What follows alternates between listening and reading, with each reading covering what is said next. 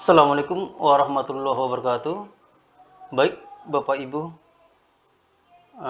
dimanapun Anda berada, pada kesempatan kali ini saya akan mencoba membahas tentang soal-soal P3K yang mudah-mudahan nantinya bisa bermanfaat buat Bapak Ibu yang akan mengikuti ujian P3K pada tahun 2022 ini. Amin ya rabbal alamin. Nah, kita mulai saja untuk pembahasan soal pertama Bapak Ibu. Guru mengadakan penilaian yang mengacu pada kriteria yang telah ditetapkan dan mencakup semua aspek kompetensi baik afektif, kognitif, dan psikomotorik. Itu adalah prinsip penilaian. A. Beracuan kriteria dan menyeluruh. B. Beracuan kriteria dan sistematis. C. Akuntabel dan menyeluruh. D. Objektif dan menyeluruh. Kita lihat pembahasannya Bapak Ibu. Kognitif adalah pengetahuan, afektif adalah sikap, psikomotorik adalah keterampilan. Nah, maka jawabannya adalah A, yaitu beracuan kriteria dan menyeluruh. Nomor 2, dalam kaitannya dengan upaya untuk memotivasi belajar siswa dan agar proses pembelajaran berlangsung efektif, maka guru perlu memperhatikan ataupun mengacu pada A. Metode pembelajaran. B. Pendekatan pembelajaran. C. Strategi pembelajaran. D. Gaya pembelajaran. Kita lihat pembahasannya.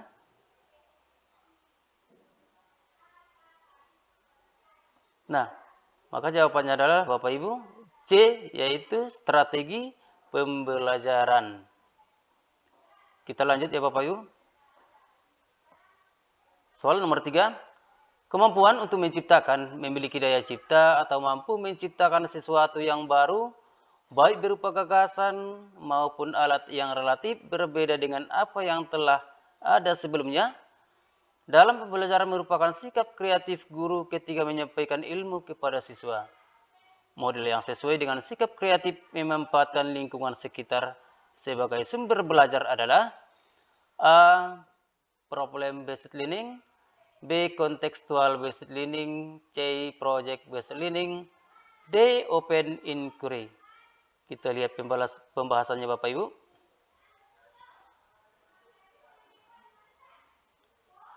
Nah, sehingga jawabannya adalah B, yaitu contextual based learning. Soal selanjutnya, guru banyak menggunakan ceramah dalam kegiatan pembelajaran karena tidak tersedia media dan sumber belajar. Kondisi tersebut mengakibatkan prestasi belajar siswa rendah. Menghadapi situasi tersebut, bagaimanakah cara Anda menyelesaikannya? A.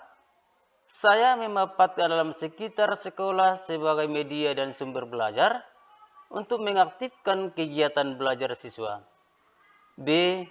Saya menugaskan siswa membuat media dan sumber belajar yang menunjang topik pembelajaran sehingga mereka lebih aktif di kelas. C. Saya bekerja sama dengan orang tua wali murid untuk memberikan sumbangan dalam pengadaan media dan sumber belajar. D. Saya meminta siswa untuk belajar di kelas dengan tenang dan memperhatikan penjelasan guru dengan baik agar berprestasi. Nah, ini pembahasannya Bapak Ibu. Nah, maka jawabannya adalah A, yaitu saya memanfaatkan alam sekitar sekolah sebagai media dan sumber belajar untuk mengaktifkan kegiatan belajar siswa. Kita lanjut Bapak Ibu. Berikut adalah tugas dan kewenangan satuan pendidikan dalam penilaian hasil belajar peserta didik. Terkecuali A. Menetapkan standar ketuntasan belajar yang harus dicapai peserta didik. B. Menetapkan kriteria kenaikan kelas. C. Menetapkan kriteria kelulusan peserta didik. D. Melakukan penilaian akhir dan ujian sekolah. E. Menjadi panitia pelaksana ujian nasional tingkat satuan pendidikan. Pembahasannya, panitia pelaksana ujian nasional tingkat satuan pendidikan ditetapkan oleh Dinas Pendidikan. Maka jawabannya adalah Bapak Ibu, E, yaitu menjadi panitia pelaksana ujian nasional tingkat satuan pendidikan. Nah, karena yang di sini yang diminta adalah terkecuali. Kita lanjut Bapak Ibu.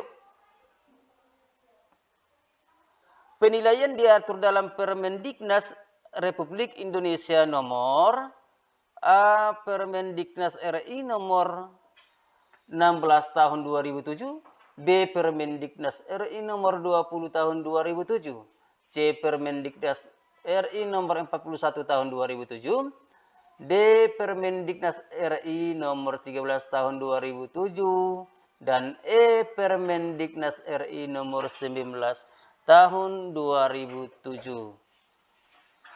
Nah, sedangkan yang A-nya kita bahas Bapak Ibu, bahwa A merupakan standar kualifikasi akademik dan kompetensi guru, yang B-nya standar penilaian, C standar proses, D standar kepala sekolah, dan E standar pengelolaan. Nah, maka jawabannya otomatis Bapak Ibu B, Permendiknas RI nomor 20 tahun 2007. Lanjut, karakteristik silabus pada implementasi penyempurnaan kurikulum 2013 adalah A. Berisi aspek yang lengkap sehingga mempermudah pendidik dalam menyusun rencana pembelajaran. B. Hanya menyajikan 3 aspek yakni kompetensi dasar, materi pokok, dan kegiatan pembelajaran. C. Fleksibel sehingga dapat disesuaikan dengan situasi dan kondisi pembelajaran. D. Disajikan sederhana sehingga mudah. E. Kurang detail sehingga kurang memberikan peluang kreativitas guru. Nah, kita lihat pembahasannya Bapak Ibu.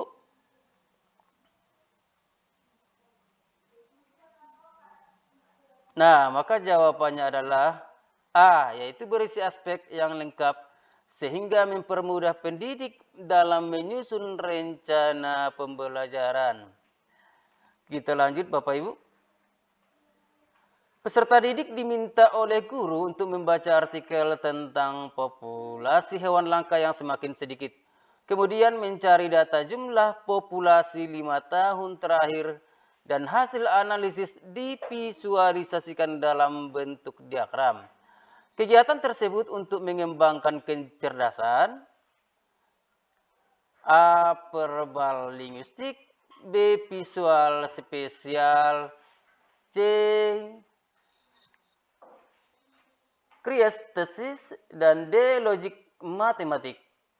Kita lihat pembahasannya bahwa yang A merupakan kemampuan berbahasa atau berkomunikasi, yang B-nya mampu melihat objek dan berbagai sudut pandang dari berbagai sudut pandang, yang C-nya kemampuan anak menggunakan ketangkasan tubuh untuk mengekspresikan ide dan perasaan dan menggunakan keterampilan, dan E-nya kemampuan mengenal warna dan bentuk. Nah, maka jawabannya adalah ya Bapak Ibu, D, logik matematik. Kita lanjut. Perkembangan teknologi memungkinkan pembelajaran tidak lagi dilakukan tatap muka di dalam kelas, akan tetapi juga bisa dilakukan secara virtual atau jarak jauh. Dengan prinsip-prinsip pembelajaran berbasis teknologi. Pembelajaran model ini berbasis web dan bisa diakses menggunakan jaringan internet dimanapun dan kapanpun siswa berada. Pembelajaran yang demikian disebut dengan pembelajaran A. Blended learning, B. Learning, C. Learning by doing, D. Self-learning, dan E. Efficient learning. Kita lihat pembahasannya Bapak Ibu. Bahwa e-learning adalah pembelajaran sejenisnya yang dilakukan secara daring berbasis web atau sejenisnya. Blended learning adalah pembelajaran yang merupakan kombinasi antara pembelajaran dalam jaringan dan luar jaringan. Maka jawabannya adalah Bapak Ibu B, yaitu e-learning. Soal yang terakhir, kumpulan tugas siswa yang akan dijadikan bahan untuk menyusun laporan hasil belajar kepada orang tua disebut dengan penilaian A, jurnal, B, portofolio, C, rapor, D, produk, E, kinerja. Kita lihat pembahasannya Bapak Ibu.